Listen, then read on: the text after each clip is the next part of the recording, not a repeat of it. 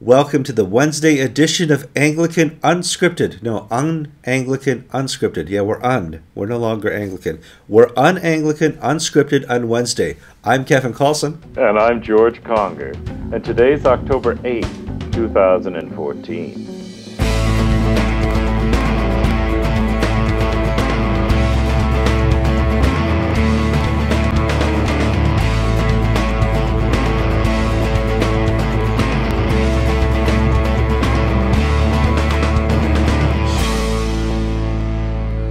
Nice Wednesday afternoon here in Connecticut. The sun is shining, the fall foliage is alive, the tree outside my door is yellow, and the Archbishop of Canterbury has given an interview to a Christian.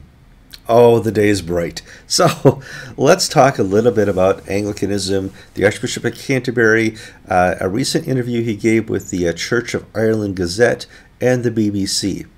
George and I, George broke a story last week that Lambeth Conference 2018 has been canceled. And boy, that got some play in the secular press, the Episcopal press, the Anglican press, comments from Lambeth Palace. The whole world blew up. But here we are Wednesday, and there still is not going to be a Lambeth Conference 2018. So who's right? Well, we can get into the mishmash of what words mean, what postponed is, what canceled is. But the reality on the ground is there's no conference. And Justin was asked about that in an interview he did with the Church of England Gazette. And he went off topic a little bit and started talking about Anglican orders and what is an Anglican, what's not an Anglican. And I thought this would be a great chance for George and I to sit down and talk about that. And it's a big topic. It's going to take probably our whole 15-minute segment. We're going to talk about what is an Anglican. We're going to talk about whether or not we have an Anglican Pope. And we're going to talk about kind of the what this interview gives to the primates and maybe GAFCON as far as some future tactical advantage, or maybe bringing the Anglican Communion back together again. Before we really start getting into this, I need to give you my perspective. I don't think there is an existing Anglican Communion today. And I do that because the instruments of unity which hold us together don't exist. All that we have left is the Archbishop of Canterbury. The rest are just this mishmash of thoughts that may occur in the future. We may have a primates meeting in the future. We may have a Lambeth in the future. And that doesn't make for communion. That makes for, a torn fabric. So that's my perspective of where we are today. So when I see the Archbishop flying around meeting with primates and going to different provinces, I support that because his goal is to bring us back together again. And George and I both support this goal. We want to have a functional Anglican communion. But when you sit down with a reporter and you go off topic a little, we have what we call the Canterbury gaffe. And Rowan Williams had a Canterbury gaffe, George. Yes, Rowan Williams talked about how Sharia law would be just fine in England, and in the secular press that blew up. It was a wonderful fiasco for Rowan Williams. Well, let's talk a little bit about Justin's gaffe. Justin Welby set off a bomb on Friday. Mm-hmm.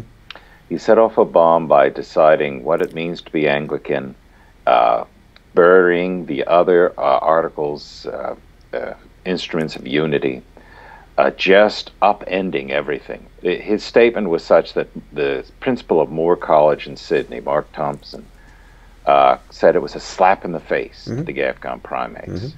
He really was that big of a gaffe. Mm-hmm. And what did he do? He said the ACNA is not Anglican. Well. Now the conversation began about the Anglican Communion. Mm-hmm. And it was the ACNA a member of the Anglican Communion? Well, no, it's not. It's not a member of the Anglican Consultative Council. And that, in recent years, has been sort of seen as the mark of being in the Anglican Communion.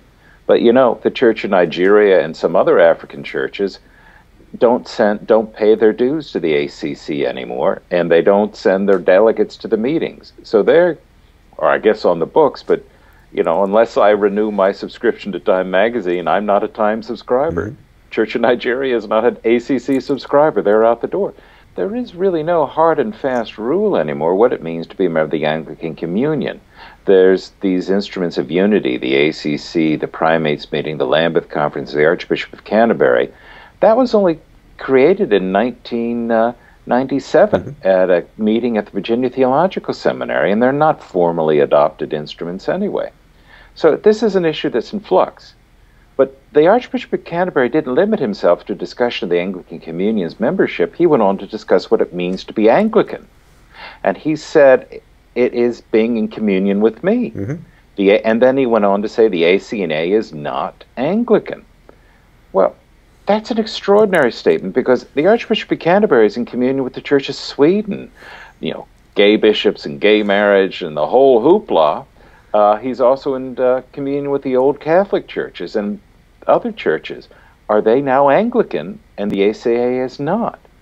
Now, historically, Anglican has been defined by church's adherence to the Book of Common Prayer and the Articles of Religion. For the first third of the Episcopal Church's existence, it was not in communion with Canterbury, but it was recognized as a fellow Anglican church because its Book of Common Prayer followed the Church of England's. And Archbishop of Canterbury, Justin Welby, has now basically stepped into an issue of defining who gets to be Anglican when he does not have the authority to do that, and it's just created a firestorm within the circles of the Anglican world. I think some people who are watching the show right now, well, yes, he does. Well, he gets to determine, in the past, he determined who went to Lambeth. And by choosing what bishops went to Lambeth, he was choosing who was in communion with him at that time. And so you may have this mishmash. He gets to decide what's in. Yes and no. Yeah. I mean, it was only Rowan Williams who began the process of not inviting specific bishops. In the past, everybody came. It was an open house party, if you will.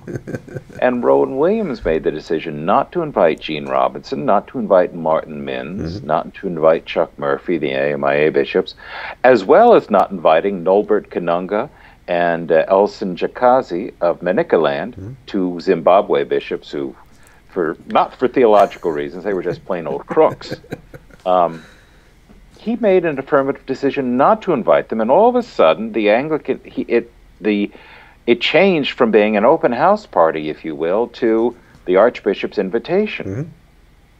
Yes, the Archbishop signed the invitation, but the invitations went out en masse to everybody. It's like saying we're calling Congress, and all members of Congress can come, but now, the state of Delaware, you're not invited.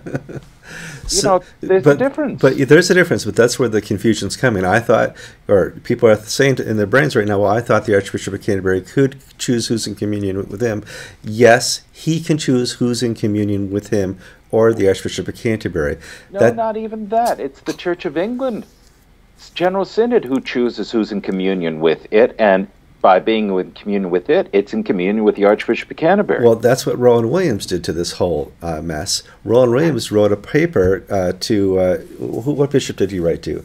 John Howe, Central Florida. He said all relationships within the communion are no longer decided by provinces, no longer decided by primates, no longer decided by the office of Canterbury or anybody else. It's decided by the relationship of diocese. A diocese can choose who it's in communion with, and therefore, by making an Anglican communion, diocese by diocese. So if a northwestern diocese in Australia chooses to be in communion with the ACNA, that makes the ACNA Anglican, according to Rowan Williams. How does this change under Welby? Welby has stripped, ostensibly, the authority of dioceses to decide who their relationships are with, who they can be fully Anglican with by bringing it all back to him. Now, that was on Friday. On Sunday, yes, he took things a step further and said that we are going to, after I meet with all the primates, we are going to come to a collective decision whether to hold Lambeth, when and where and if we're going to hold the Lambeth Conference. And he has, after smashing the last instrument of unity and giving himself full power, he's now abdicated that responsibility and given it to the primates, who, by the way, in 2009, many of them gave full Anglican authority to the ACNA. Yeah. Well, it is interesting, George, because on Friday he decided to be an Anglican Pope, decided what is Anglican, decided what's not Anglican, and then on Sunday he abdicated his role as the Anglican Pope and said, it's actually the primates who's going to decide when the next Lambeth conference is, and we're going to work together on this, which is interesting because that gives the primatial supremacy back to the primates, and it includes them in the role of the future of the Anglican Communion. Maybe. Now, if you just listen to what he says, yes, the authority that he claimed on Friday, he gave away on Sunday. Or is he saying, I'm going to make a decision based upon all the other input that I'm going to get? So you can take it both ways, that he's going to decide once he hears everybody's voice, or he's going to let the collective body decide, therefore giving up his personal oversight and authority. I don't know where this is going. Well, it is crazy, but I think it offers an awesome opportunity to the primates and to GAFCON. If you go through on your fingers and you count them all up, the majority of primates in one way or another support the ACNA being part of the Anglican Communion. Majority in absolute numbers and majority in terms of membership in the church worldwide. Now, if you count that up, there's still a majority that support the Episcopal Church being there. It's not like you're going to vote in the ACNA and vote out the Episcopal Church.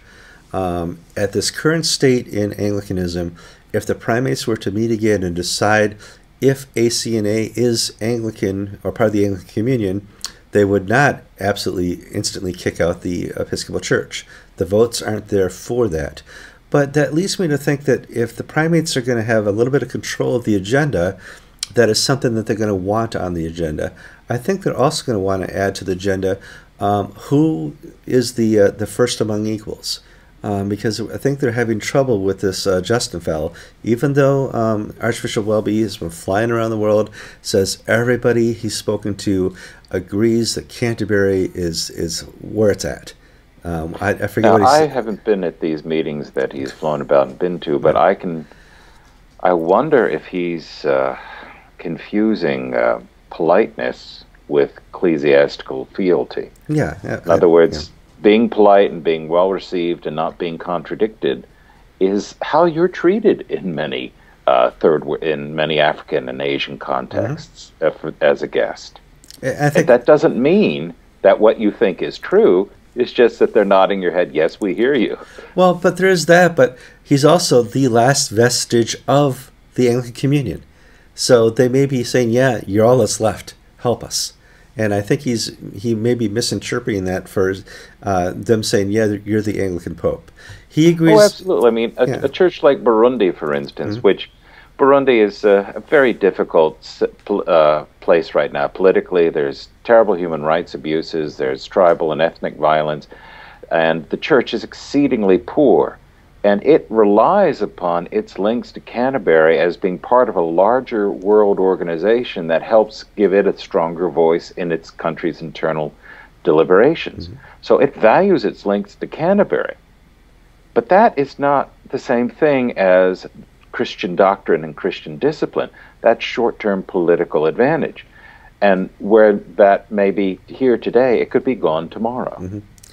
So our suggestion here is, I guess somebody called us Anglican commentators, is to, if you want to be a primate, you want to return to the supremacy of the primates, is to offer up a agenda for the next primates meeting. One is the date of the next Lambeth. One is who is the figurehead of the communion, the first among equals. You're going to have to include in there what it means to be part of the Anglican Communion. I don't say we go down the covenant, but you guys can choose who is and who isn't, and when to meet in the future and what decisions. I think you guys should be meeting on at least an annual basis. I know there's not a lot of money for that, but you're in charge of some 80 million Anglicans. What is happening now is not working, George. Yeah, and this is an issue. The issue has to match the reality on the ground. They need a meeting just to hold a meeting, just to issue another statement that will be ignored by the people who don't like it. Doesn't resolve anything. We do need to realize that the The facts on the ground are that there are multiple Anglican integrities and jurisdictions, and some of them are contradictory. Now, that's not just between the Episcopal Church and the ACNA. Within the Episcopal Church, within the ACNA, there are contradictory understandings of what happens at the Eucharist, what happens at baptism, the validity of women's orders, charismatic gifts, things that are really first-order issues we're undecided on within existing churches. Yet we can't seem to go forward on second-order issues that I understand. That deal with power and building and money and things like that. I understand what you're saying, because you and I were part of this next meeting mentality. It will all be solved at the next meeting. There'll be a decision, and that decision will be enforced. We went from Dar es Salaam to the House of Bishops in Louisiana to, we kept playing jump and trying to find out when these primates will make a decision, and will there be consequences for the Episcopal Church. We were part of this, flow of, now we're just tired of meetings. However, I think we both have to agree that there can't be any decisions about the communion that does not occur at a primates level meeting. We're tired of meetings as well, but we need to pray and honor that these primates to get together and make a decision for the future of the church, to bring back this torn fabric, to start afresh if they need to make an Anglican communion for the 21st century, because the Anglican communion of the 16th century isn't cutting it anymore, and it's time really to do something. And you and I have this meeting anxiety, and we're tired of meetings, but I can't imagine any solution that doesn't include a primates meeting.